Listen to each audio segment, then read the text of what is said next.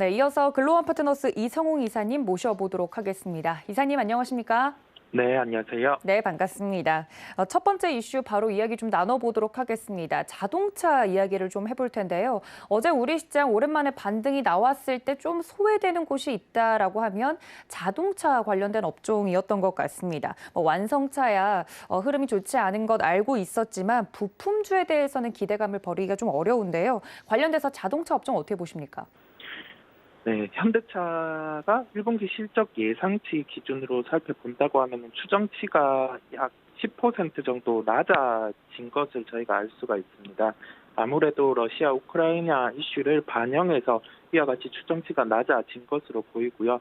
전 세계적인 물동량에 대한 우려도 있다 보니 영업이익이 예상치가 낮아진 것으로 볼 수가 있겠습니다. 구체적인 영업이익 기준으로는 1조 5,630억 원 정도가 예상이 되고요. 현재 기준으로 외부 변수, 즉 러시아, 우크라이나 이슈로 인해서 완성차 같은 경우는 그러한 이슈가 주가에 반영이 되어 있지만은 이러한 이슈가 장기화되는 국면이다 보니까 아직은 뚜렷하게 주가 반등이 나타나고 있지 않습니다. 다만 완성차 대비해서 매출의 다각화가 이루어진 자동차 부품주를 볼 필요가 있을 것으로 보입니다. 네, 자동차 완성차에 대해서는 전 세계적으로 업황이 먹구름이 끼어 있는 상황이지만 부품주에서는 괜찮을 것 같다 이야기를 해주셨습니다. 관련돼서 보고 계시는 종목이 있다면 어떤 종목일까요? 네, 오늘은 만도를 말씀드리려고 합니다. 만도 같은 경우는 자동차 제동장치라든지 조향장치의 사업을 영위를 하는데요. 제동은 브레이크와 관련된 그러한 부품을 생각을 하시면 되겠고, 조향장치 같은 경우는 저희가 차량을 운행할 때 전체적인 제어를 하는 역할이라고 쉽게 받아들이시면 될 것 같습니다. 그렇다 보니까 그 안전성과 직결이 되는 사업을 영위를 하다 보니 매출 비중 같은 경우가 국내사가 높았었는데 이제 글로벌사로 확대가 되는 단계고요. 그렇다 보니까 저희가 자동차 부품 중에서 주가에 대해서 상승할 수 있는 요인이 되는 게 국내사 매출에서 이제 해외 매출 비중이 증대되는 기업을 주목을 해야 되는데요.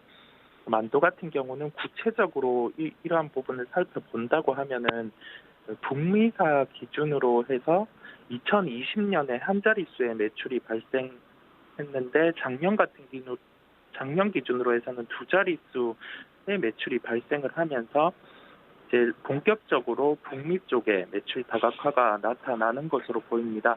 1분기 기준으로 비춰본다고 하면은 북미 쪽에 그 매출 비중 자체가 69% 전년 대비해서 증가를 할 것으로 보이고요. 그렇다 보니 이 부분에서 실적에 대해서 긍정적인 요인이 있을 것으로 보입니다. 물론 지금 완성차 같은 경우가 원재료 부담이라든지 물류에 대한 부담 자체로 실적의 부담감이 이어지고 있지만은 매출의 다각화가 이루어진 자동차 부품 중에서 만도 같은 경우는 완성차 대비해서 실적 훼손이 크게 나타나진 않을 것으로 보이고요.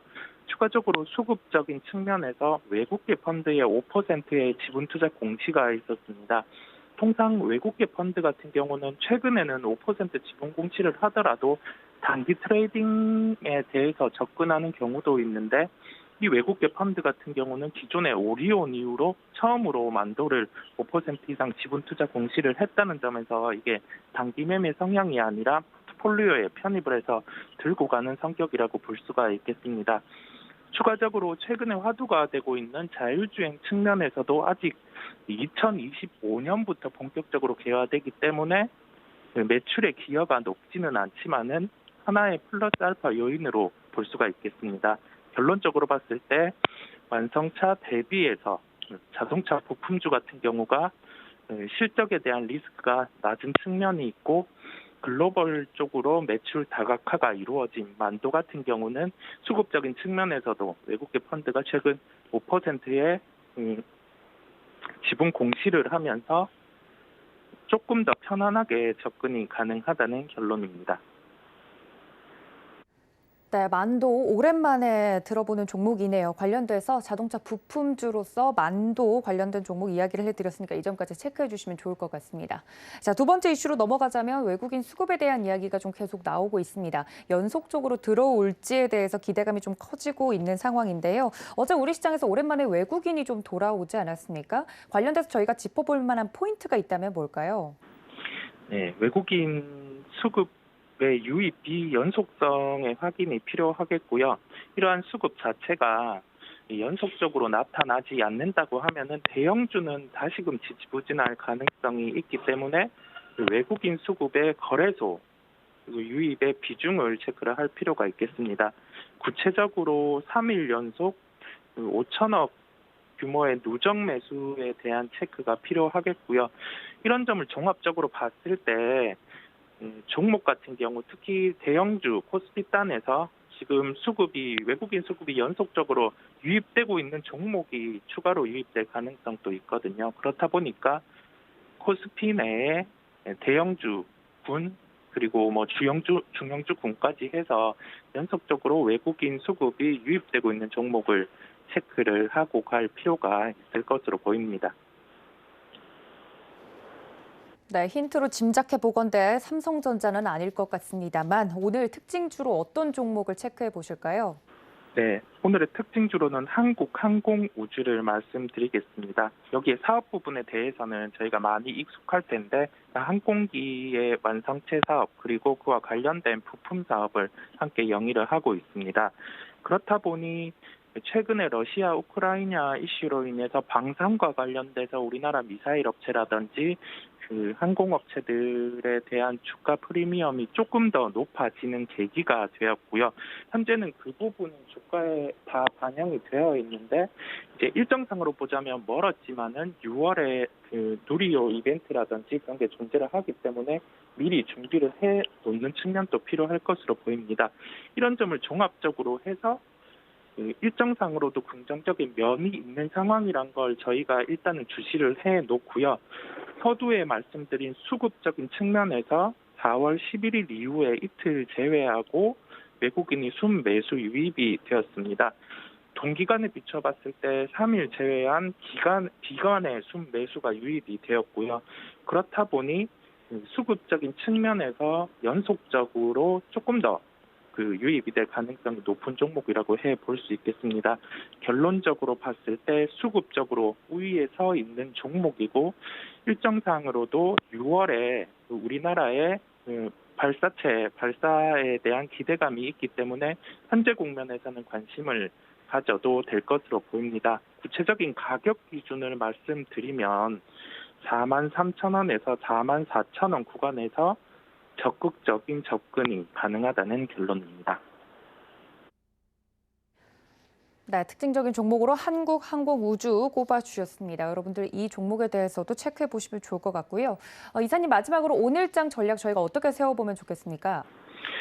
네, 미국장 자체가 다우지수가 아주 좋은 모습이었습니다. 세 종목을 제외하고 모두 상승을 했었고요. 나스닥 같은 경우도 지수상으로는 괜찮게 마감을 했습니다.